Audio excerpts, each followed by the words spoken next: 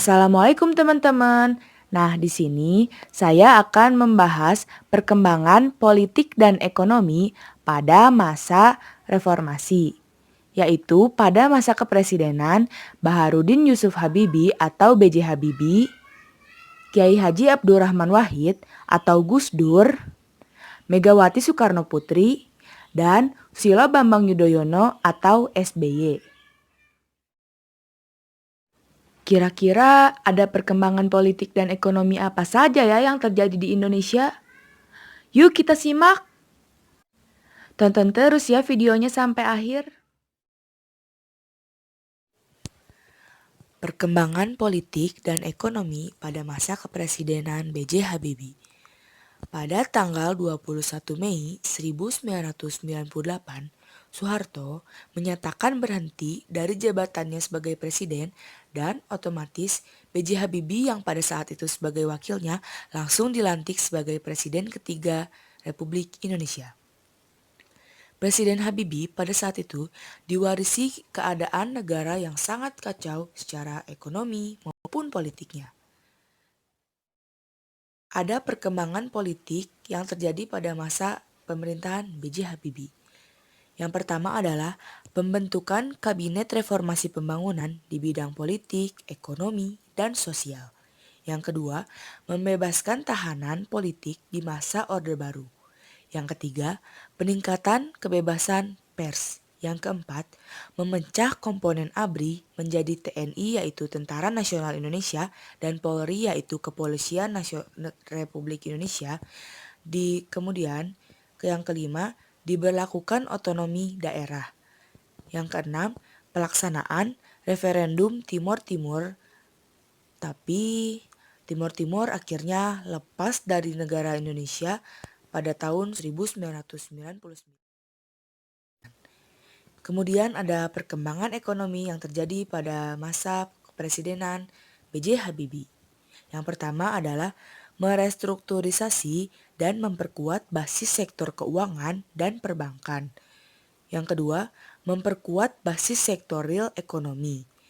Yang ketiga, menyediakan jaringan pengaman sosial akibat krisis yang terjadi pada saat itu. Kemudian ada akhir pemerintahan dari B.J. Habibie. Pada 20 Oktober 1999, akhirnya B.J. Habibie mengundurkan diri dari jabatannya dan menolak pencalonan di pemilu 1999. Perkembangan ekonomi dan politik pada masa Presiden Kiai Haji Abdurrahman Wahid atau yang biasa kita kenal dengan sebutan Gus Dur. Nah, ada kebijakan ekonomi yang diterapkan pada masa Kiai Haji Abdurrahman Wahid atau Gus Dur, yaitu pemerintah menerapkan pajak dan restribusi daerah. Kemudian pemerintah menaikkan gaji pegawai negeri sipil, melakukan stabilisasi harga beras, dan menaikkan ekspor hingga 2 kali lipat. Kemudian ada juga nih kebijakan dalam bidang politik, di antaranya yaitu membentuk Kabinet Persatuan Nasional, kemudian membubarkan Departemen Penerangan dan Departemen Sosial. Nah, departemen tersebut dibubarkan karena alasan perampingan struktur pemerintahan. Kemudian ada eksplorasi dan eksploitasi sumber daya laut. Lalu, pemisahan antara TNI dan Polri. Nah, pemisahan antara TNI dan Polri alasannya adalah agar TNI lebih fokus menjaga kedaulatan RI dari ancaman kekuatan asing dan agar Polri lebih fokus kepada tugasnya yaitu menjaga keamanan dan ketertiban. Kemudian ada pembentukan Departemen Kelautan dan Perikanan yang disingkat DKP. Kemudian mengubah pelaksanaan proses pemilu berikutnya, yakni pemilik hak suara dapat memilih langsung wakil-wakil mereka di setiap Dewan Perwakilan. Kemudian jumlah agama yang diakui berubah dari 5 agama menjadi 6, yaitu bertambah 1 agama yaitu agama Konghucu. Ada masalah dan akhir pemerintahan dari Gus Dur. Nah, dari akhir pemerintahan Gus Dur mengeluarkan dekrit presiden yang berisi tentang yang pertama, membekukan MPR dan DPR RI, kemudian mengembalikan kedaulatan di tangan rakyat dan mengambil tindakan serta menyusun badan yang diperlukan untuk pemilu dalam waktu 1 tahun. Yang ketiga adalah membekukan Partai Golkar karena pada saat itu Partai Golkar dianggap sebagai warisan Orde Baru. Perkembangan politik dan ekonomi pada masa kepresidenan Megawati Soekarnoputri. Setelah MPR secara resmi melengsarkan Gus Dur, otomatis Megawati yang pada saat itu menjadi wakil presiden naik jabatan menggantikan Gus Dur sebagai presiden yang kelima dan presiden wanita pertama Republik Indonesia. Kemudian pada saat itu, Megawati membuat kabinet gotong royong pada tanggal 9 Agustus 2001 yang bertujuan untuk mempertahankan persatuan ekonomi, meningkatkan hak asasi manusia, normalisasi kehidupan ekonomi, penegakan hukum secara konsisten, melaksanakan politik luar negeri yang bebas aktif, dan mempersiapkan pemilu 2004. Kemudian ada perkembangan ekonomi pada masa Megawati. Yang pertama adalah rendahnya tingkat inflasi, kemudian stabilnya devisa negara, kemudian nilai tukar rupiah yang relatif membaik, dan berdampak pada stabilnya harga barang pada saat itu, kemudian adalah meningkatkan kepercayaan investor terhadap Indonesia. Kemudian ada perkembangan di bidang politik. Yang pertama adalah pada saat itu Megawati mendirikan MK atau Mahkamah Konstitusi pada tanggal 15 Agustus 2003. Kemudian Megawati mendirikan KPK untuk memberantas korupsi yang terjadi di Indonesia.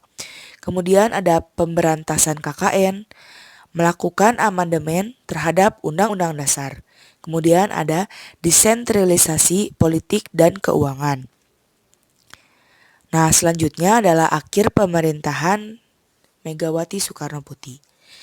Pada pemilu 2004, akhirnya pemilihan suara Megawati lebih rendah daripada Susilo Bambang Yudhoyono dan Yusuf Kala.